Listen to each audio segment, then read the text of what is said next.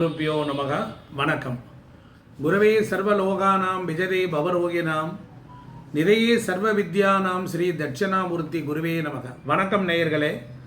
தமிழ் சூரி சிவம் YouTube channel வாயிலாக உங்களை சந்திப்பதில் மகிழ்ச்சி அடைகின்றேன். எல்லோரும் இன்புற்றிருக்க வேண்டும். அதாவது ரத சப்தமி வருகிறது. ஜனவரி மாதம் 25, 2026 ஞாயிற்றுக்கிழமை ரத சப்தமி. அது என்ன ரத சப்தமி அப்படின்னால், ஆதித்யன் உதித்த நாள், சூரிய பகவான் பிறந்த நாள், அதுதான் ரத சப்தமி. ரத சப்தமியினுடைய சிறப்பு என்னன்னா, வீடு கட்டி பெரிய பெரிய பங்களா, பெரிய பெரிய அப்பார்ட்மெண்ட்டு, பெரிய பெரிய கட்டடங்கள் கட்டி பாதிலே நிற்குது அப்படின்னா, அந்த நாளில் போய் ஒரு பூஜை பண்ணி ஆதித்ய கிருதியம் பாராயணம் பண்ணி செய்தால் அந்த கட்டிடம் எழுந்திருச்சிடும்.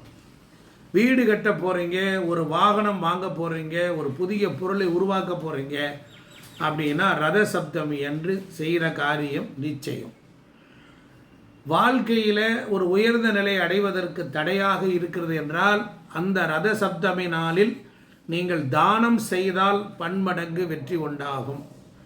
ஆக ரத சப்தமி அப்படின்னு கேட்டீங்கன்னா, திருமாலினுடைய அம்சம்தான் சூரிய பகவான். ரத சப்தமி நாள் என்பது பெருமாள் ஆலயங்களில் சூரிய பிரபையை எப்பொழுதும் எம்பெருமான் எழுந்தருள்வார். அதாவது இந்த சூரிய பகவான் அவர் யார் அப்படின்னா, ஒற்றை சக்கரத்தில் 7 குதிரைகள் பூட்டப்பட்ட தேரில் பவனி வருவார். அவர் 6 மாத காலம் வடக்கு நோக்கி போவார், 6 மாத காலம் தெற்கு நோக்கி போவார். 6 மாத காலம் போகும் பொழுது உத்தராயணம், தெற்கு நோக்கி போகும்போது தட்சிணாயனம் அப்படின்னு அர்த்தம். ஆக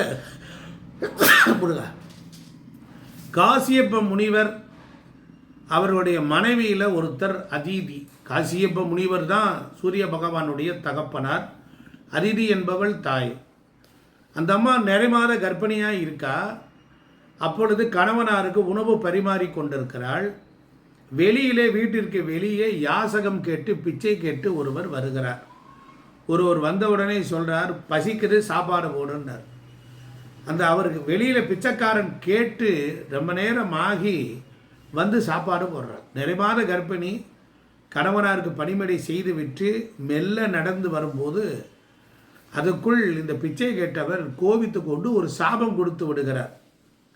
மிகவும் பசியாக இருக்கிறது, உணவு கொடுங்கள் என்று தானே கேட்டேன், நீ இவ்வளவு உணவு கொடுப்ப, இவ்வளவு தாமதையேன்னு சொல்லி அவர் வயிற்றில் வளரும் குழந்தை இறப்பான் அப்படின்னு ஒரு சாபம் கொடுத்தார். உடனே போனால் தன் கணவனாரை பார்த்து கேட்டால், சுவாமி இப்படி சொல்கிறார்களே என்றால், ஒன்று கவலைப்படாதே, அழிவே இல்லாத ஒரு பிள்ளை பிறப்பான் என்று காசியப்ப முனிவர் சொல்கிறார். அதன்படி 7 குதிரைகள் பூட்டிய தேரில் பவனி வரும் ஒரு அற்புதமான பகவான் சூரிய பகவான். ரத சப்தமி என்று சூரிய பகவானை வழிபட வேண்டும். ஆதித்யன் என்ற சொல்லுக்கு சௌகரியத்தை தருபவர் என்ற அர்த்தம். அதனால் அன்னைக்கு 7 எருக்கம் இலைகளை தலையில் வைத்து நீராட வேண்டும். இதனால் ஆரோக்கியமும் செல்வ வளமும் பெருகும். ரத சப்தமி நாளில் தர்மத்திற்கு பல மடங்கு புண்ணியம் உண்டு. இந்த நாளில் தொடங்கும் தொழில் பெருகும். பெண்கள் உயர்நிலையை அடையலாம்.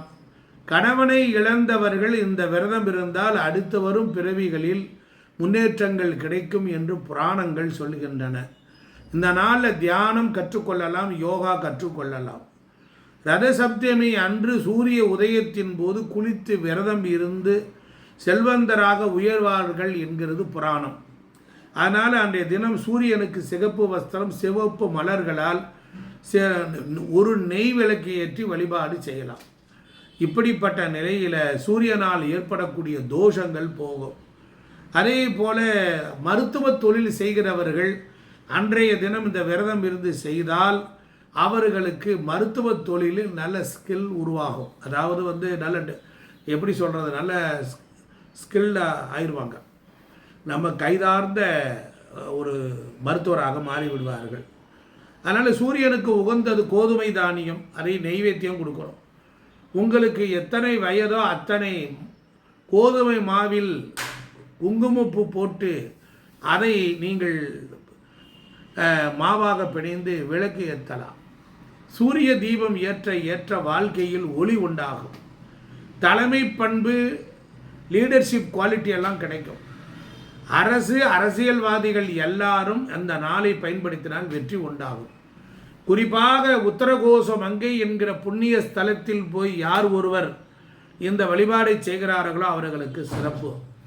திருவண்ணாமலை அருணாச்சலேஸ்வரர், அதுவும் சூரிய பகவானுடைய ஆட்சி பெற்ற இடம். அது நெருப்பென்ற நெடுமாறன் அழகே உருவான அண்ணாமலையான் கலந்த இடம். அதே போல திரு ஆலங்காட்டிலும் சூரிய பகவானை வணங்கி வழிபாடு செய்யலாம். சனி பகவான் எல்லாம் எங்கே இருக்கிறாரோ அவருக்கெல்லாம் பூரண அனுக்கிரகம் தரக்கூடியவர் சூரிய பகவான். சூரிய ஜெயந்தியை கொண்டாடுவதனால் கண் பார்வை நன்றாக இருக்கும். எலும்புருக்கி நோய் போன்றவை நீங்கும்.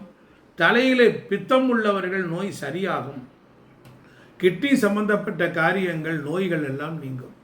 பெரும் நோயாளிகள் எருக்க இலையிலே வைத்து வணங்கலாம். கொள்ளை சாபம், சொல்ல முடியாத சாப பாவத்தை எல்லாம் பெற்றவர்கள் எல்லாருக்கும் சூரிய பகவான் வழிபாடு மிகச்சிறந்தது.